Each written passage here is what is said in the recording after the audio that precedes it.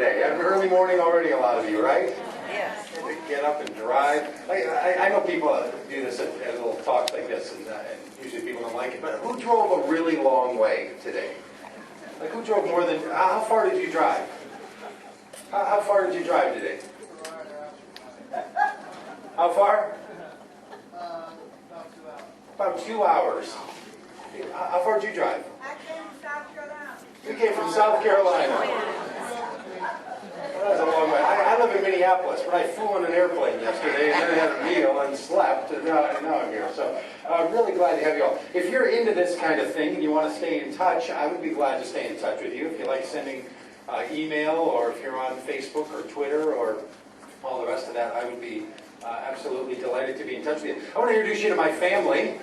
We all come from a place. We all bring with us something. This is my family. We don't always dress like this. We're quite classy people. My wife and I had our 25th wedding anniversary, and we had a little big wedding party.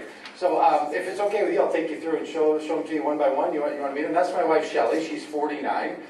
She's a yoga instructor. I'm telling you the ages because I'm going to say the ages of all of our kids for whatever reason. It's our daughter, Michonne. She's 24. She plays rugby. Nothing makes a dad more proud than her daughter being a rugby player.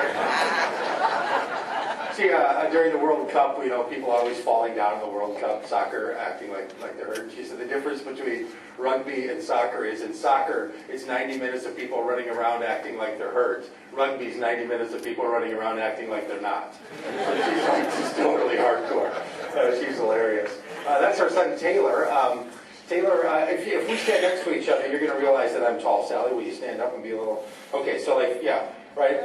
I'm 6'7", and my son is 6'11". He is just enormous. That guy is a former NBA basketball. My son's the one on the right. The guy on the left is a former basketball player and an ESPN guy. He's huge, so Taylor's just monstrous. That's our son, Ruben. He's not a hip-hop star, but he would like to be. Taylor's 23, Ruben's 22. That's our son, Chico. He's now 21. He went fishing, Big Lake over Minneapolis. When he catches a 49-inch muskie. He was 18 when he took that. And then a half an hour later, he catches a 47-inch muskie. And 20 minutes after that, he catches a third one. He catches 3 lifetime-sized muskies. He's like, this is the easiest thing in the world. The guy who was with us, a muskie fisherman, has only caught one that's sort of that size. So that's our family. I keep asking Shelly how come Ruben and Chico don't look like the rest of us, and she just changes the subject and moves on to something else. But at some point, I'm going to get to the bottom of that. No, I'm just kidding. That's just a little adoption humor. I guess technically it's a little adultery humor, but funny nonetheless. Ruben and Chico moved into our family when they were 5 and 6 years old. They lived next door to us in a foster home.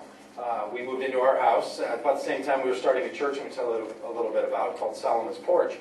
And we had this impression that we wanted to be Christians who lived in the world in useful ways. There's this great Bible verse out of the book of James, and some of you might know it, that God's desire is that we would live as religious people who care for orphans and widows in the world, to be useful religious people.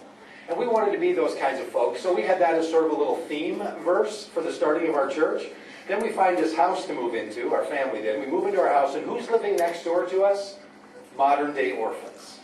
So then we had a decision to make. Was that Bible passage just a slogan for the church, or was it a calling on our lives? So we do lots of conversation with Shelly and Ruben and Michonne and Taylor, and then with Ruben and Chico. They packed up their little blue totes, moved across the driveway, and moved from being neighbors to being part of our family. And if anyone's done something like that, maybe you've married somebody else and they brought their families to get together with yours, that's a hard adjustment to make. It's the right thing, but it's not always an easy thing. But it was very rewarding in one sense and really difficult to figure out because Ruben and Chico have a whole history of their own, right? We were the Padgetts, and we had our story that was going. Michonne and Taylor were 9 and 10 years old. And then Ruben and Chico come moving in. Now they've got their story unfolding. Now we're having to blend these stories together. And we didn't say to Ruben and Chico, hey, welcome to the Padgetts. We're glad you're here. We'd love to get you plugged in, get you into a small group, and help you figure out... Right? What we say to them is, welcome, you're now part of the family. And when you're part of the family, you change the trajectory of the family. You change the experience of the family. we were then having to ask ourselves questions. In this church that we're starting, are we doing it something more like an organization you're joining, or are we starting a church that's something more like a family that you're participating in? Where everybody who's invited in becomes a full participant, not only brings with them their past, but gets to change the future. If Reuben and Chico end up marrying people who look like them, which a lot of us tend to do, and their children do the same thing, in 2 or 3 generations, Padgett could become a Mexican last name. Somebody will look at these pictures and say, Grandpa, who are the tall white guys in the back of the pictures? Changes everything. Because once you're invited in, you start to change the trajectory. And I have thought that way about Christianity my whole time. I'm a convert into Christianity as a 17-year-old that wasn't raised in any religion at all. So I was sort of the adopted child into the Christian tradition. And I've had to figure out, is this a big family that I get to change? Or is this a big family I just have to plug into? It's a big question for a lot of us in the communities of faith that we're participating in, or new ones that we're starting. Are we inviting people to form us, shape us, and change us as we form and shape and change them? Or is this just a one-way street? And not a lot of people want to live on a one-way street. Okay, so that's my family. I'll show you a little bit about our church. The church is called Solomon's Porch. We refer to it as a holistic, missional Christian community. That's the kind of thing you did back in 2000 when you were starting churches. You picked obscure Bible reference names. Like you didn't name it after your town, or you didn't name it after a concept. You picked like Solomon's Temple, and then the part of the temple that was called the portico, or the general meeting area where anybody could go, which in some Bible translations is called the porch. So anyway, we call it Solomon's Porch. We're currently meeting in this building on the corner of 46th Street and Blaisdell Avenue in South Minneapolis. Old traditional Methodist church building. We found this building actually on Craigslist. We turned up homeless as a church. They were trying to, the church that had been meeting there for, since 1935, when they built the building, had closed. They couldn't find a renter. We couldn't find a building. And then the smart person who was managing their facility put it on Craigslist, and we found it there. There's just a whole new way to interact with churches, right? It's really intriguing. Now, I should tell you, that sign is not actually on top of the building. That's just, we just look at it on the slide to make a little fun of ourselves. We're just making a little fun of ourselves for our 10-year anniversary. It's a pretty good thing to remember. Everything you see in a picture isn't the way that it actually is, right? So I'll show you a couple pictures. So anyway, when we found this building on Craigslist and we moved in, it was set up like this. You might recognize this. You're standing on the stage looking out toward the back. There's a balcony up there. Behind would be the place where the choir would meet. The pulpit to the right. The left turn to the left. The little wrought iron gate there. I don't know if you can see it from the back. The little wrought iron gate that keeps the gated community away from the other people. They come up to the front and ask for something, but then you swing the gate shut, so you don't just be on the platform and he does it. It's kind of like that room in the house that the kids didn't get to play in. That sort of place. This would be a shot from the balcony. It's a little creepy, actually. The building had been empty with no church meeting in there for almost 4 years, but there were still the blue Bibles and the red hymnals sitting in all the pews. It was as if everybody just sort of disappeared from the place. Well, the rapture happened, and dang it, that preacher was right. So anyway, we're up here from the front. The red aisle runner down. You can see the little picture of the front there. This is looking up on the stage. And that's not the way that our community thought we wanted to meet. We had been meeting for 6 years by the time we moved in this building. And we didn't want to have some people sitting and just staring at the back of other people's heads with one person in the front. So we'd been meeting in the round. So the first 3 weeks that we were in the building, we worked to redesign it. So now it lays out like this. This is the same shot from that kind of up on that balcony. We painted everything, brought in what we call normal furniture, kind of household furniture, and we meet in the round. So, thank you. So rather than meeting where everybody faces one direction and a few people face them, we try to meet in a way that everyone would face everyone else. And that has some complications. The building is made in such a way that it was designed for sound to be one person standing on a stage and everybody else hearing. And now we meet in the round and have a lot of conversation in the places. For really, frankly, much more if you go over to that building and you go to the media center. This building is set up much more like a media center. I mean, it's got sofas and, do you call them couches or sofas? Both Davenports. It's full of Davenports and lazy boys and cafe tables because what we're trying to do in there is not only communicate one message from the few to the many. We're trying to include the many in the entire conversation. If the story of the Spirit of God is that it's moving about the earth, then we need to organize our communities, we think, to match that. So anyway, I'm part of this little community. It's 400 people, lots of young folks in urban Minneapolis, kind of your typical urban city kind of folks. Social workers, urban do-gooders, a bunch of yoga taking, latte drinking sorts of people. So it's a little community. All right, so we're going to talk not about my family or Solomon's Porch, but I think it's important to know the context we're in.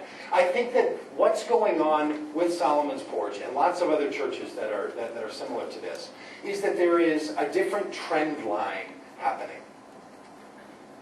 There's a real difference between what we see in the headlines and what we see in the trend lines. And a lot of us only hear the headlines. Churches are in decline. Denominations are failing. People don't go to churches as much as they used to. All of those kinds of headlines say one thing. Then there's these other trend lines that are moving in a whole different direction. They're not going to repeat the past, but they're going to create something new. And this is something I wanted to spend a little bit of time this morning and then in the workshops, if you want to keep talking about all this. Like if this isn't enough and you want to talk about it more, we will. So I call this period of time the inventive age. And I've written 4 books about all of this stuff. So if you really want to nerd out and get into all of this, I've written about the implications of what we're going to talk about here forward in a book called Church in the Inventive Age, Community, Preaching, and Evangelism. At the book table if you're interested in that. So here's what I mean by the inventive age. I think we're moving into our 4th cultural period in North American history. So can we do a quick little history lesson of the last 250 years?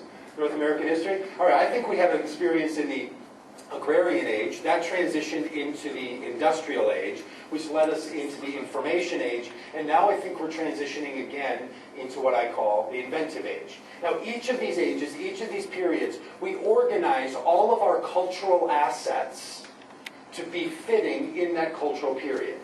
So there was a way of living in the agrarian age that transitioned in the industrial age, and it was a way of living not only in our religion, but in how we organized our cities, and how we organized our medicine, and how we organized education, and how we organized transportation, and how we organized understanding. Everything gets shifted as you move from one cultural period to the next.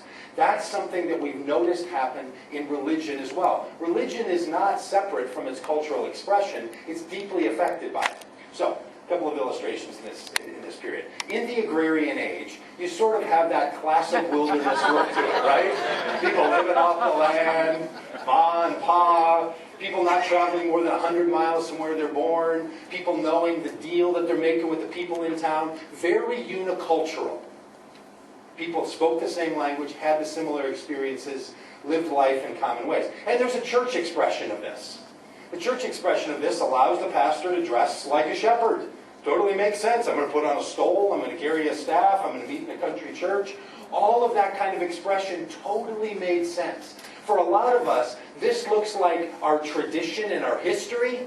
But when this was innovated, these were very innovative expressions of what it meant to be Christian.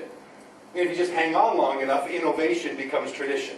That's the clever thing about it. So when you transition from the agrarian age into the industrial age, people move from farms, move from small towns, move from rural areas into industrial centers.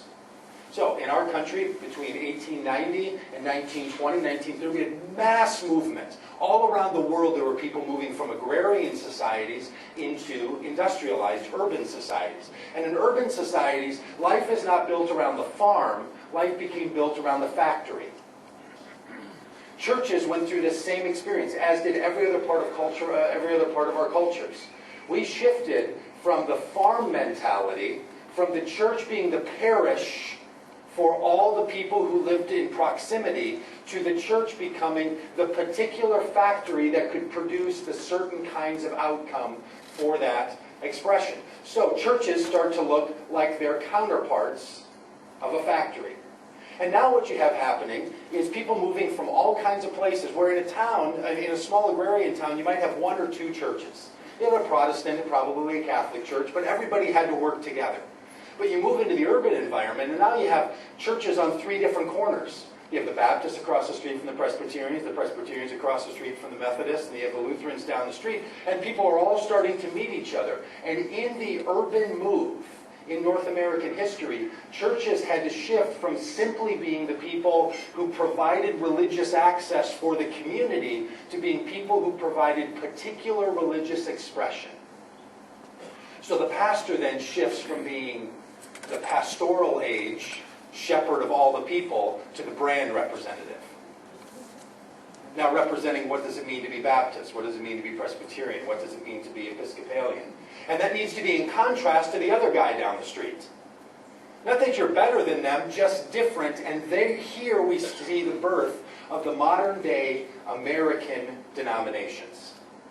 Modern day American denominations are a product of the industrial age. We've organized our denominations in North America just like you would organize factories. With a headquarters somewhere, outposts, deliverables. For many people, they feel like their own spiritual formation or even confirmation is almost like this factory process. How do we make sure they come out Methodists, Lutherans, Presbyterians? How are they marked with our brand? That was totally an experience of the industrial age. So many of us who are in modern day denominations are feeling the tug of that industrial age life. So when we hear things changing in parts of our country where industrialization doesn't work as well as it used to, that's what we're seeing experienced in many of our modern day denominations. All right, so then that transitions into the information age. Now, each of these ages, they lead into the other. The reason we had an industrial revolution was because of the success in the farms. The reason we have an information revolution is because of the success of industrialization. So they breed one another. But they create a different way of thinking and a different way of engaging. So in the information age, things change. Now it's not what farm are you from. Now it's not what factory do you work in. Now knowledge is power. What do you know? If it's true that the agrarian age produced a certain kind of parish model church, and if the industrial age produced a certain kind of denominational mainline church, the information age produced modern day evangelicalism. The evangelical movement is the product of the information age, where it doesn't matter where you're from or only how you were baptized. What matters is what do you now know. So churches in this period of time start to put on not just a sanctuary, but they develop an education wing. Because education became everything, all over the country. The high school movement said, let's educate everybody in the country equally. That spread to every part of our society. So not how rich is the soil was the question of where were you going to live. Not how close to the factory became the question of where you're going to live. What becomes the question that people ask of where they want to live? How good are the schools? I'll drive 150 miles round trip to go to work, as long as my kids are in good schools. Our society has shifted to say education is the most important thing. So a bunch of churches and a bunch of denominations are trying to catch up on the education swing, right? Because we have to know things, because knowledge is power. So we not only want to educate children, but we also want to educate adults. Remember those carts with the TVs on them? And the VCRs? Everybody was like, that boy's going to tip over and kill a kid. I'm just sure of it. You know, you couldn't have a session meeting without somebody worried about the cart tipping over. Because those things were really a death trap. I mean, it's unbelievable.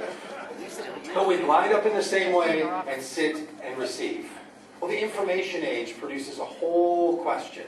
Not just about where do we live. Where in the agrarian age, you know what town you're in by looking at the name of the church. Or what brand are we? You can look at the front of the building and see what brand is represented in there. But what do we need to know?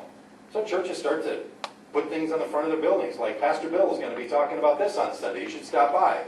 Because I'm sure a lot of people drive by and they think, you know, I've been wondering about that topic, and I wonder what Pastor Bill has to say about it. I think I'm going to swing in there for the first time on Sunday. Sermon note sheets and curriculum and books, and I mean, this is my field. I do this. I'm a product of the information age.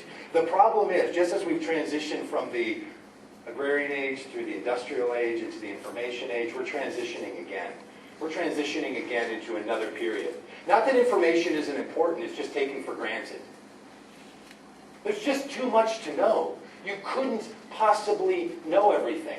And in this new age, what's more interesting than what do you know is how does it connect? Where are the places of wonder? Where are the places of mashup? Where are the things that we take that pull together the this and the that, and we put them into one place together? There is a whole new set of questions that people are asking in the world that we live in. What do you have to contribute? Now, there can be a critique of that. Yeah, we live in a narcissistic society, and all people ever care about is their own thing, what they have to contribute. Okay, we can have that conversation. It's just simply true. We live with the most educated people in the history of the world. And people in our churches know more than all of our exceptional leaders over the last 1,000 years. Just sitting in any of our churches. We are so fully, completely educated. Now the question becomes, what are we going to do with that? Now, these are not the questions that I have all the answers for. Those are in the book, and you can buy them over in the book. The point of all of this is not that we should hunt around and try to find the right person with the right answers. What we know is, as Wendell Berry would tell us, everything we need, we already have. The question for a lot of us becomes, how do we reorganize our communities, our churches, our preaching, our outreach, so that it becomes inclusive, not just who do we let in the room, or who do we let eat the special foods, but who do we let shape us and create us? Okay, a couple of more minutes. Daniel Pink says it this way. He's written a book called The Conceptual, he calls this the Conceptual Age. He's written a book about this. He says it like this: we've progressed from a society of farmers to a society of factory workers to a society of knowledge workers. And now we're progressing again to a society of creators and empathizers, pattern recognizers, and meaning makers. Now, if you're a pastor, or you work for a seminary, or you work for an organization that wants to train lay leaders, you're like, oh my gosh. So now we have to have people be a shepherd, and then somebody has to do it appropriately so they're the right brand representative, and then the person has to know enough that they get to stand up in front, and now they have to become creators and empathizers, pattern recognizers, and meaning makers. It is exhausting. The thing is, we have different people that are good at all of these things. And if our systems don't open up enough to include everyone who's good at all the parts, we're just simply cutting ourselves off. It's like that feeling where you put a little rubber band on your finger or your wrist. Anybody do that as a little reminder? And over time it just gets a little tighter and a little tighter. By the end of the day you're like, oh my gosh, I have to take that thing off. Just the lightest little bit of that pressure starts to cut the circulation. It's a really big question for a lot of us, is what cuts our circulation?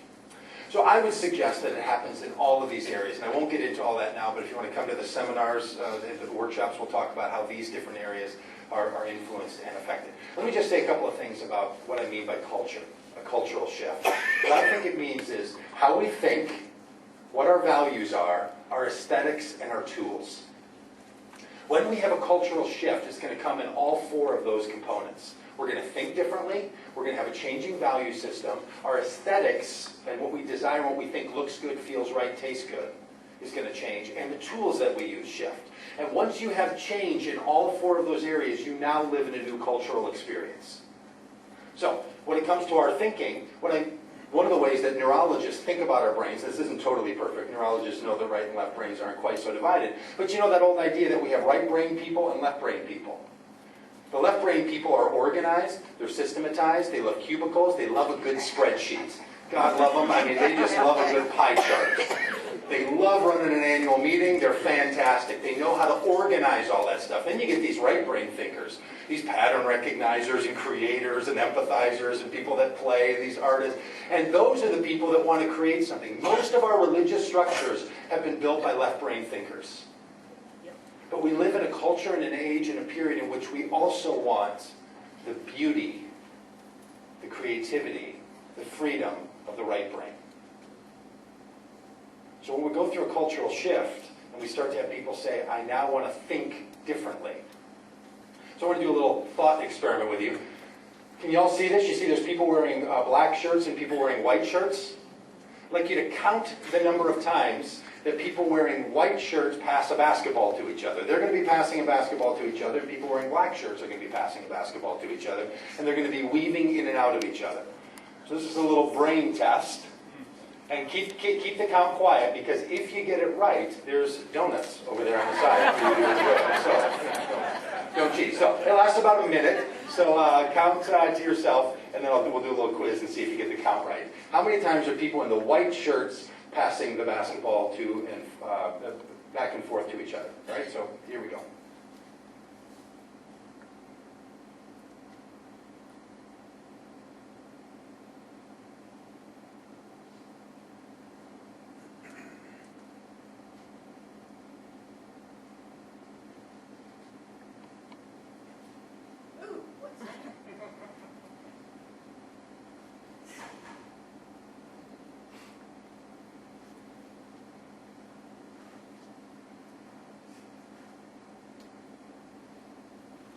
Okay, how many people counted 15 passes?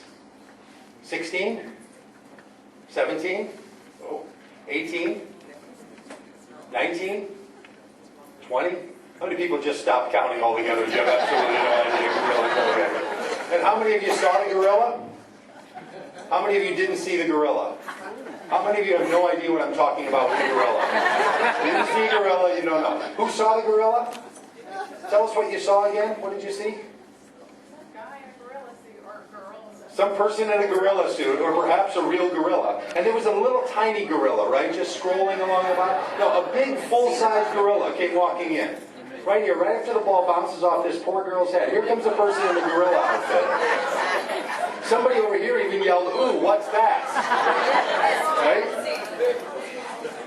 How many of you didn't see the gorilla the first time? Okay, these are the people you want to keep in front of you when you're driving on the road. You want to keep an eye on them. So how is it possible that people didn't see the gorillas? It's not that your optics didn't work. It's not that the data, it's not that the photons didn't come into your eyes. What happened? I told you to pay attention to people wearing white shirts. So your brain said, whatever's not wearing white shirts, I'm not going to pay attention to. This is what culture does. Culture tells us how to organize our information. It was 18 passes of the basketball. Yay, I got it right. Not really the points, but good for you. Congratulations. Everybody needs a win. Did you see the gorilla? You got that one. If you don't count the last pass as a full one, it would be 17. So you can take it either way you want. The point being, we've all been told to organize our world in particular ways. This is what culture does. So our experience with the world tells us this is what we should count. Every system tells us what to count and pay attention to. What we need to do, can you imagine being in a church where people are like, let's talk about that gorilla. And people are like, there was no gorilla. She's always doing this, talking about the gorilla. If this isn't the story of Christianity, right? Let's talk about the thing that I've seen and experienced. People are like, I've never seen or experienced any of that. So culture does this to us. So it's how we think, but it's also our aesthetic, it's also our values. For a lot of us, we tend to think that values are consistent with all people all over the world. But our values change where we go in the world. At the top of this little chart, you can see the secular rational values. On the bottom, you have traditional values and survival on the far left and self-expressionist on the right. So around the world, you have different value systems. And any of us that have traveled outside of the United States or into other cultures within the United States, you know that people experience the world differently. They value different things. Starting on time is really important to some people and not very important to others. Making eye contact is a real sense of value, and in other places it would be an act of shame. So we know that all over the world people have different values. And our cultures tell us how to value. And when we go through a cultural shift, people now start to have a different value system. What do we do with that? Not just they think differently, not just they've come to different conclusions, not just they have different language. They actually have different value systems. But it's also our aesthetics. It's our gut. It's our taste. It's the things that we like. For some of us, we look at that and that looks delicious. We desire that. We want that. We know the whole story around that. We know how warm that makes us feel. We're going to go have that tonight. And that's just talking about the glass of wine. You didn't see it. You still didn't see the wine either. Still count the basketball pass. This has a certain look. But to others of us, we would never eat that. Oh. But that looks fantastic. Now there's a delicacy. That's no more or better than that. It's just different than that. When your culture tells you this looks good and that doesn't, or this looks good and that doesn't, that impacts so many things. What are the colors we use in our church? What's the tempo of the church? Do you get to laugh in church? How do we organize all of this? Who gets to sit where? All of those aesthetics are really meaningful to some people and not to others. And they're all part of a cultural shift and a cultural change. I preached at a church one time, and I preached like this. A guy said, yeah, I really liked the sermon, but man, I just couldn't listen to you with that shirt untucked. It was just killing me. Now, I could look at him and be like, why are you so petty? He's no more petty than I am. I didn't tuck my shirt in on purpose, right? Like, he was just saying, when I see it presented like that, it doesn't work for me. And there's other people that are like, man, when everything is so refined, so perfect, so buttoned up, it just doesn't quite work. But then there's also the tools that we use. The tools tell us a whole lot. Our anthropologists can dig around in some old field in Egypt and reconstruct an entire society off of that, right? Because we know that the tools that we use shape our culture and tell us what our values are. They give a hint to how we think. They even give us some clues as to what aesthetics we appreciate. And we have tools now that change everything. Remember when the iPhone changed everything? That was before the iPhone 4, and then that was before the iPhone 5. And now finally the iPhone 6 showed up at my house yesterday, and I still have to carry this crappy old iPhone 5 around until I get home. I mean, it's killing me. How does a guy live in a world like this? Ridiculous. I need the tool that changes everything. And it never stops. Now, in some cases, invention is the mother of necessity. When you have the polio vaccine, to not use it becomes a crisis. Once we have certain innovations that have taken place and we don't use them, it can become a problem. Now, here's one of the things that happens for conservatives. They're really comfortable with changing aesthetics and changing tools. Any way you want it, that's the way you need it. Do it like that. Meet in a school, meet in a bar, meet on Thursdays, untuck your shirt, do it however you need to do it, as long as the thinking and the aesthetic and the values stay the same.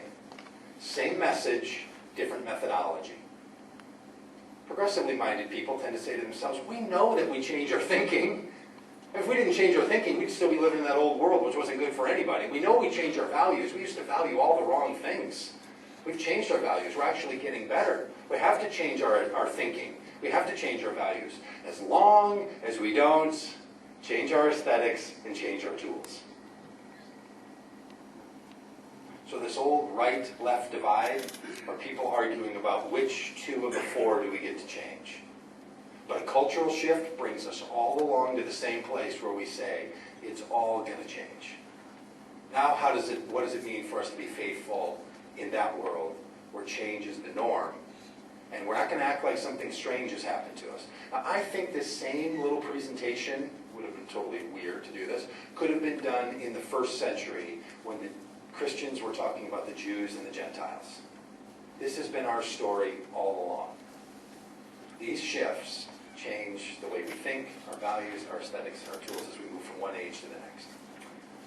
Okay, so that's sort of the keynote. Now we're going to have a bunch of workshops, and everyone's going to sort of come at this however they want. Some people will disagree, and I think that's great. Some people have a totally different take. Some people will take it this way or that way. We're all going to take it in a different route. I'm going to spend a little bit of time talking about the implications of these on preaching and evangelism and communication. But all of the workshops will be touching on their own interpretation of all of this kind of stuff, even though they've just heard it now. And the reason I'm confident in that, because we're all swimming in the same waters.